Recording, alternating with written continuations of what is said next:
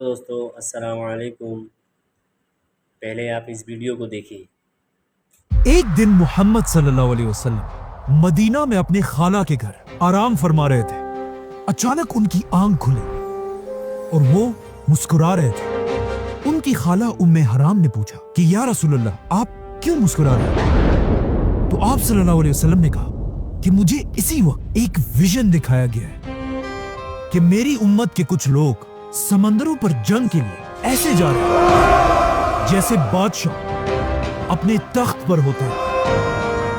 یہ سنتے ہی ان کی خالہ ام حرام نے کہا کہ یا رسول اللہ آپ دعا کریں کہ میں بھی اس فوج میں شامل ہوں. تو آپ صلی اللہ علیہ وسلم نے انہیں جواب دیا کہ آپ اس فوج میں ضرور ہوں گے. رسول اللہ صلی اللہ علیہ وسلم کے بعد مسلمان حضرت عمر کے دور میں دنیا کی سب سے بڑی سپر پاور بن چکے تھے اور مسلمانوں کی فوج ایسٹ ویسٹ ہر طرف پھیل چکی تھی. لیکن اب بھی مسلمانوں کی ایک بہت بڑی کمزوری تھی، سمندر. اور رومن امپائر بار بار اسی سمندر کے راستے مسلمانوں پر حملے کیا کرتی تھی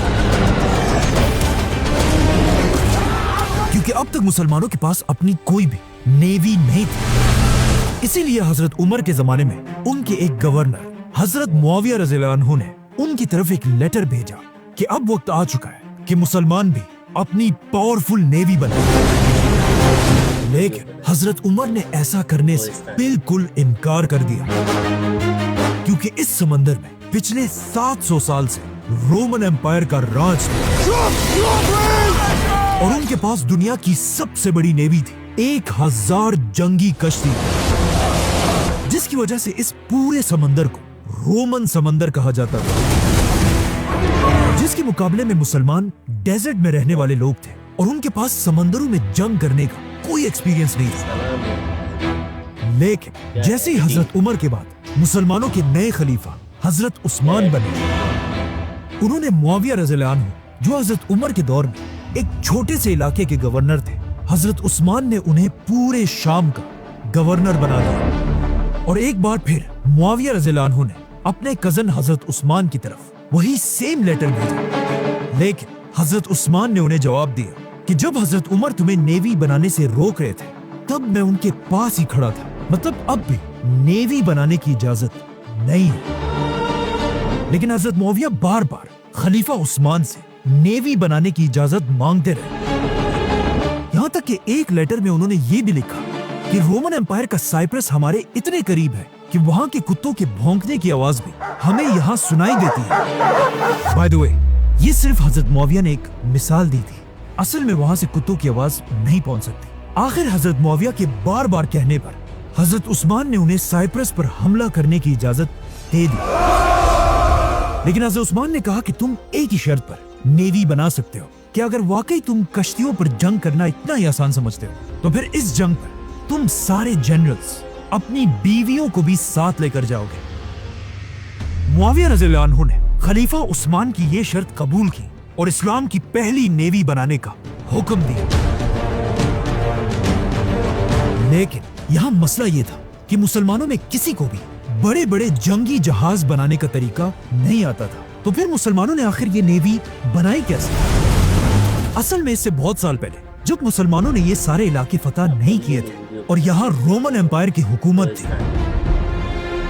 رومن امپائر نے اپنی نیوی کے لیے فلسطین اور ایجپٹ میں جنگی جہاز بنانے کے 2 بڑی بڑی فیکٹریز بنائی تھی جہاں رومن امپائر کی نیوی کے لیے بڑے بڑے جہاز بنائے جاتے تھے جن کا نام تھا ڈرومون. اور یہ اتنی بڑی کشتیاں تھیں کہ ان میں ایک ہی ٹائم پہ 300 وارئرز سوار ہو سکتے تھے. لیکن اب جب مسلمانوں نے رومن امپائر سے یہ سارے علاقے فتح کیے، کشتیاں بنانے کی یہ 2 فیکٹریز بھی مسلمانوں کے ہاتھ آئی جو پہلے تو مسلمانوں کے کسی کام کے نہیں تھے. لیکن اب خلیفہ عثمان کے آرڈرز پر ان فیکٹریز کو دوبارہ کھولا گیا اور معاویہ رضی اللہ عنہ نے کرسچن انجینئرز کو اپنے پاس بلایا کہ اب رومن امپائر کے لیے نہیں بلکہ ہمارے لیے سمندری جہاز بناؤ. اور اس طرح اسلام کی پہلی نیوی تیار ہونے لگی. جیسے ہی کچھ کشتیاں تیار ہوئی تو خلیفہ عثمان کے آرڈرز کے مطابق حضرت معاویہ اور ان کے جنرلز अपनी बीवियों को साथ लेकर साइप्रस फतह करने के लिए रवाना हुए। अब यहाँ एक बहुत ही इंटरेस्टिंग बात यह थी, हजरत मुआविया के जनरल्स में से एक की बीवी का नाम था उम्मे हराम रज़ियल्लाहु अन्हा। ये वही उम्मे हराम थी जिन्होंने आप सल्लल्लाहु अलैहि वसल्लम से कहा था कि या रसूलल्लाह, आप दुआ करें कि मैं भी उस फौज में शामिल हूँ। तो आप सल्लल्लाहु अलैहि वसल्लम ने उन्हें जवाब दिया कि आप उस फौज में जरूर होंगे।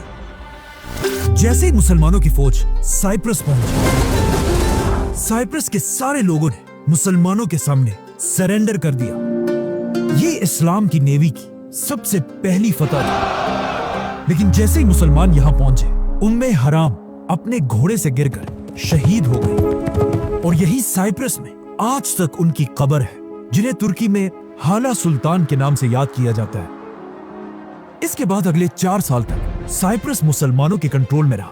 लेकिन 4 साल बाद जब मुसलमानों की नेवी में कश्तियां और भी बढ़ गई, हजरत मुआविया इन सारे जहाजों को लेकर और भी आगे बढ़े और सीधा रोमन एम्पायर के कैपिटल कॉन्स्टेंटिनोपल, इस्तांबुल की तरफ बढ़ने लगे। यहां तक कि कहा जाता है कि मुसलमान रोमन कैपिटल के इतने करीब पहुंच गए कि मुसलमान अपनी आंखों से रोमन बादशाह के किले को देख रहे थे और रोमन बादशाह कॉन्स्टेंस मुसलमानों की फौज को देख रहा था।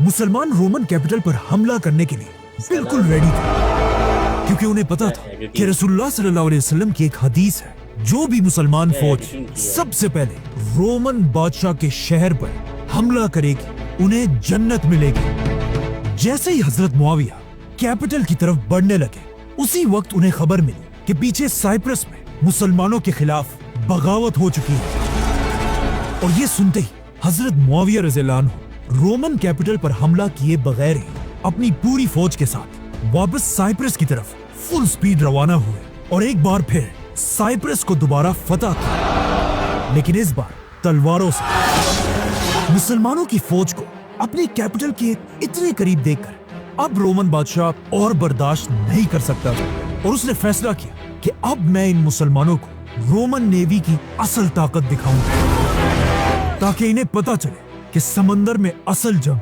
होती क्या है। जिसके बाद रोमन बादशाह कॉन्स्टेंस खुद 500 जंगी जहाज ड्रोमोन्स लेकर खिलाफत पर हमले के लिए रवाना हुआ। ये कश्तियां दिन रात सफर करके तेजी से मुसलमानों की तरफ बढ़ रही थी। लेकिन जैसे ये 500 कश्तियां साइप्रस के करीब पहुंची, तो वो ये देखकर हैरान रह गए कि सामने मुसलमानों की 200 जंगी जहाज पहले ही उनका इंतजार कर रही थी, क्योंकि रोमन बादशाह के इस हमले की खबर खलीफा उस्मान तक पहले ही पहुंच चुकी थी और उन्होंने फौरन शाम के गवर्नर मुआविया और इजिप्ट के गवर्नर अब्दुल्ला की तरफ दोनों की तरफ हुक्म भेजा कि अपनी पूरी नेवी को लेकर रोमन बादशाह को रोकने के लिए रवाना हो। और अब ये दोनों जनरल्स मिलकर अपनी 200 कश्तियों के साथ रोमन नेवी के सामने खड़े थे। इजिप्ट के गवर्नर अब्दुल्ला बिन साद की कश्तियां मुआविया रज़ियल्लाहु अन्हु से ज्यादा थी, इसीलिए इस जंग के बड़े जनरल अब्दुल्ला बिन साद थे। जैसे ही मुसलमानों और रोमन्स की नेवी एक दूसरे के आमने सामने हुई, यहाँ पर एक बहुत बड़ा मसला था। समंदर की हवाएं मुसलमानों की कश्तियों के अगेंस्ट चल रही थी और मुसलमानों की कश्तियों को पीछे धकेल रही थी। मतलब अगर जंग शुरू हो जाती, रोमन नेवी मुसलमानों की कश्तियों को तेजी से क्रश कर सकती थी और इन हवाओं की वजह से मुसलमान कुछ नहीं कर सकते थे। ये देखकर मुसलमानों के जनरल ने हुक्म दिया कि सारे कश्तियों के एंकर्स गिरा दिए जाए और कश्तियों को अपनी अपनी जगह पर रोक दिया जाए। जिसके बाद मुसलमानों के जनरल ने रोमन बादशाह की तरफ एक मैसेज भेजा कि मैं तो कहता हूं समंदरों पर जंग करने से अच्छा है हम किसी अच्छी सी बड़ी जमीन पर जंग करें। ये बात सुनकर रोमन बादशाह मुसलमानों पर हंसने लगा और उसने अपनी पूरी फौज से पूछा कि हमें क्या करना चाहिए, जिसमें पूरी रोमन फौज नारे लगाने लगी, क्योंकि उन्हें पता था कि जमीन पर तो मुसलमानों का मुकाबला कोई नहीं कर सकता, लेकिन समंदरों पर सिर्फ रोमन्स का राज है। ये देखकर रोमन बादशाह ने मुसलमानों को जवाब दिया, जंग समंदर पर होगी, समंदर पार। अब जब रोमन्स मुसलमानों की फौज पर हंस रहे थे, ये देखकर मुसलमानों के जनरल ने हुक्म दिया कि सारे एंकर्स उठा दिए जाए। जैसे ही मुसलमानों ने एंकर्स उठा दिए, अचानक आउट ऑफ नोवेयर समंदर में हवाओं का रुख बदल गया और मुसलमान नारे लगाने लगे। इसी के साथ मुसलमानों की कश्तियों के सारे सेल्स खोल दिए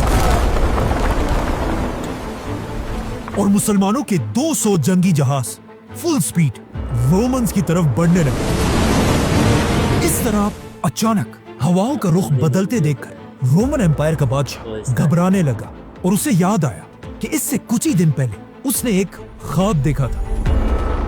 और जब उसने एक ख्वाब अपने नजूमियों को बताया, उन्होंने अपने बादशाह से कहा, माय किंग, काश आप उस रात सोते ही ना और ये ख्वाब ना देखते, क्योंकि इस ख्वाब का सिर्फ एक ही मतलब है, शिकस्त, डिफीट।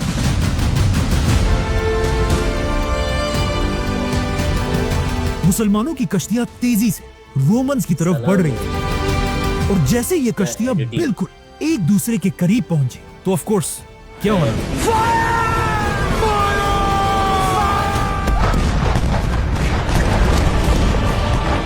नहीं नहीं नहीं, ऐसा नहीं था। उस जमाने में ये वाली तो जो गन पाउडर से चलती है इजाद ही नहीं हुई थी और लोग कश्तियों में भी तीरों और तलवारों से लड़ते थे।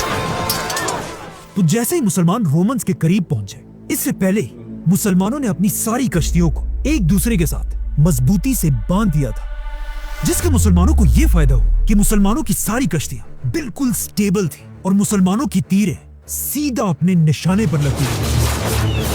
और रोमन्स की कश्तियां हिलने की वजह से उनका हर टारगेट मिस हो रहा था। ये इतनी खतरनाक जंग थी कि इसे आज तक समंदरों की जंगे यरमूक कहा जाता है, क्योंकि ये उस जमाने की दुनिया की सबसे बड़ी समंदरी जंग थी। जैसे ये दो नेवीज आपस में टकराई, मुसलमानों ने अपनी कश्तियों को रोमन्स की कश्तियों से भी बांध दिया, जिससे अब समंदर के बीच में ही एक बहुत बड़ा जंग का मैदान बन गया। अब जब यहाँ एक बहुत ही खतरनाक जंग चल रही थी, अचानक आसमान में बादल गरजने लगे और समंदर में एक बहुत बड़ी तूफान शुरू हुई। लेकिन ये जंग इस सख्त तूफान में जारी रही। अब तक तो मुसलमान ये जंग जीत रहे थे, लेकिन अचानक रोमन्स ने अपनी पूरी ताकत के साथ सीधा मुसलमानों के जनरल अब्दुल्ला बिन साद पर हमला कर दिया और उनकी कश्ती को अपनी कश्ती से बांधकर जंग से दूर ले जाने लगे, ताकि अपने जनरल को मरता देखकर मुसलमानों का मोराल टूट सके। यहाँ तक कि मुसलमानों का जनरल जख्मी भी हो गया। लेकिन आखिर एक मुसलमान ने अपनी जान पर खेलकर इन दोनों कश्तियों के दरमियान रस्सी को काट दी और मुसलमानों के जनरल की जान बचा ली, लेकिन खुद समंदर में गिरकर शहीद हो गए। ये देखकर मुसलमानों का जज्बा और भी बढ़ा और उन्होंने इतना जबरदस्त हमला किया कि रोमन्स की 500 कश्तियां एक एक करके गिरने लगी और रोमन बादशाह को भी समझ आ गए कि अब कुछ नहीं हो सकता। कहा जाता है उसने अपने बादशाह का ताज उतारकर एक आम सोल्जर के कपड़े पहने और किसी तरह अपनी जान बचाकर वहां से भाग गए। और इस तरह मुसलमान खलीफा उस्मान के दौर में समंदरों की यरमूक जीत गए। अब रोमन एम्पायर की कमर बिल्कुल टूट चुकी थी और उनका बादशाह जख्मी हो चुका था, लेकिन फिर भी हजरत उस्मान को अच्छी तरह पता था कि रोमन कैपिटल को फतह करना इम्पॉसिबल है। जिसके बाद खलीफा उस्मान एक नया बहुत बड़ा प्लान बनाने लगे और उन्होंने अपने दूर के गवर्नर की तरफ एक लेटर और उसके साथ एक नक्शा भेजा, जिसमें हजरत उस्मान ने इस्लाम के फ्यूचर का प्लान बताया और कहा सबसे पहले मुसलमान स्पेन को फतह करेंगे, उसके बाद फ्रांस, फिर इटली, फिर ग्रीस और इस तरह पूरे यूरोप को फतह करने के बाद मुसलमान आखिर रोमन कैपिटल पर हमला करेंगे। लेकिन ऐसा नहीं हुआ, बल्कि आज तक खलीफा उस्मान का ये प्लान पूरा नहीं हो सका, क्योंकि जैसे ही हजरत उस्मान ने ये प्लान बनाया, खलीफा उस्मान रज़ियल्लाहु अन्हु को मुसलमानों के ही एक ग्रुप ने शहीद कर दिया। लेकिन शहीद होने से पहले खलीफा उस्मान ने दुनिया के समंदरों पर राज करने वाले 700 साल पुरानी रोमन नेवी को बिल्कुल खत्म कर दिया था। अगर आपको हमारा वीडियो अच्छा लगा तो हमारे चैनल को सब्सक्राइब करिए, लाइक करिए और बेल आइकन का बटन दबाइए, ताकि हम और ज़्यादा से ज़्यादा वीडियो हम आप तक पहुंचाते रहें।